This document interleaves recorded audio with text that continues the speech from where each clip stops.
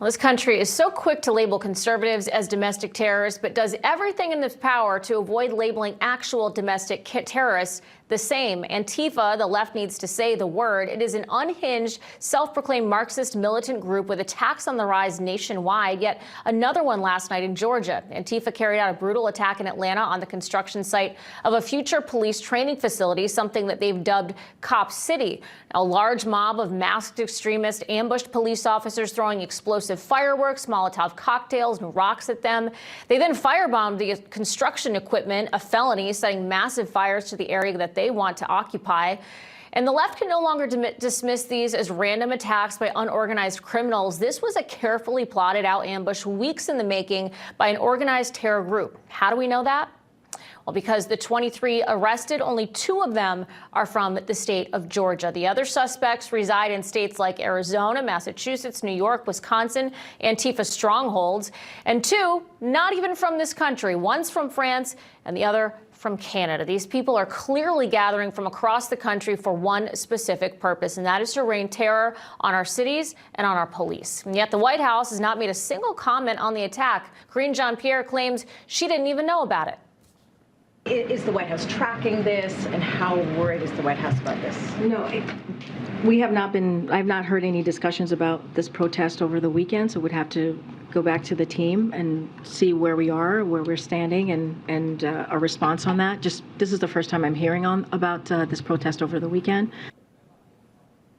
Unbelievable. Journalist Andy Ngo has been following the rise of Antifa closely over the past few years, and he joins me now. Andy, welcome. Thank you. So this attack that we saw in Georgia, it's really part of a larger Antifa crusade. They want to stop this Cop City, protesting the creation of a new police training facility in Atlanta.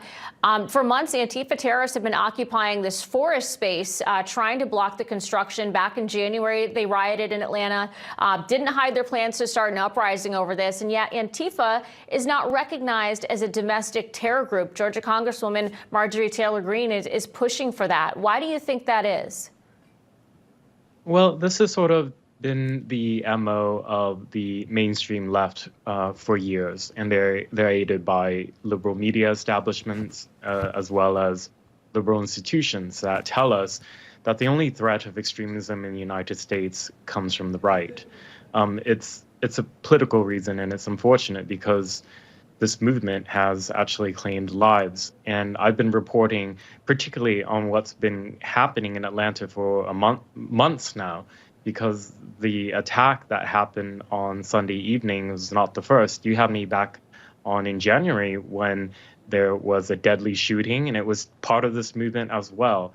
The attack on Sunday was an attempt by 200 masked militants to reclaim the territory that they were evicted from southeast of Atlanta. And the officers were aware that, because the plans have been posted online, there's a whole week of action that's been announced. But the officers were overwhelmed. You see in the video that, and I counted from the aerial footage, there's about 200 people who rushed in about 8 minutes, were hurling probably hundreds of rocks and bricks and projectiles, as well as Molotov cocktails, in the direction of law enforcement.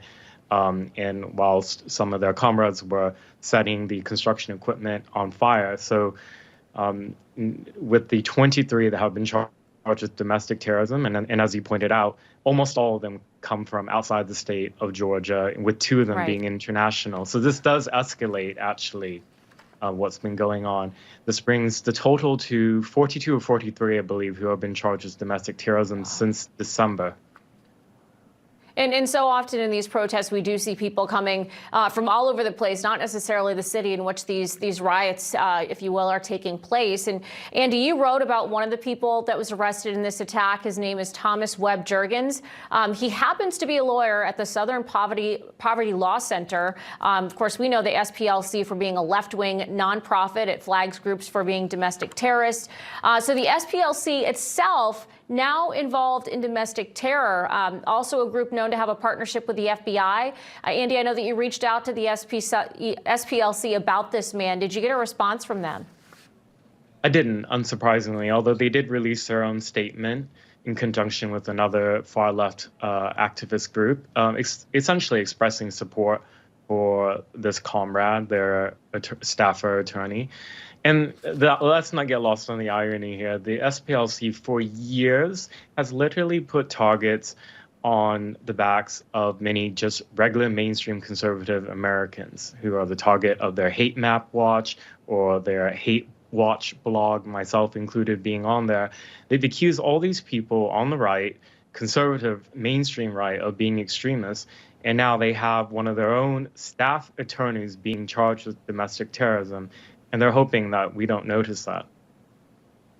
And Andy, what about, the international members? I mean, that's just unbelievable. I mean, what does this tell you about the inner workings of Antifa right now?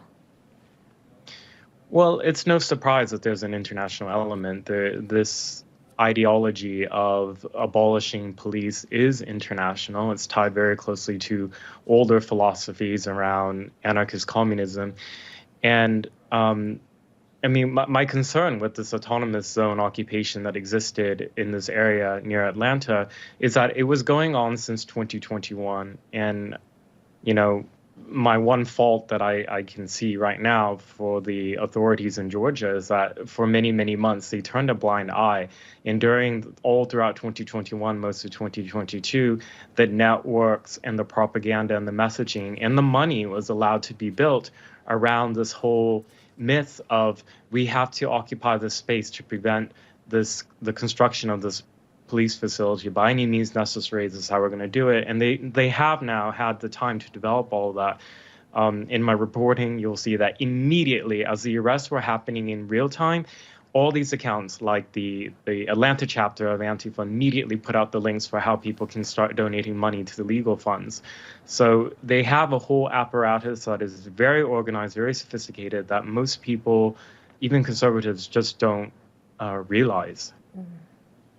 Well, we are going to keep a close eye on this. I know these rioters, these thugs are not done with what they call Cop City, so we'll be following this story. And Andy, as always, appreciate the great work you do in reporting on this. Thanks for joining us tonight. My pleasure.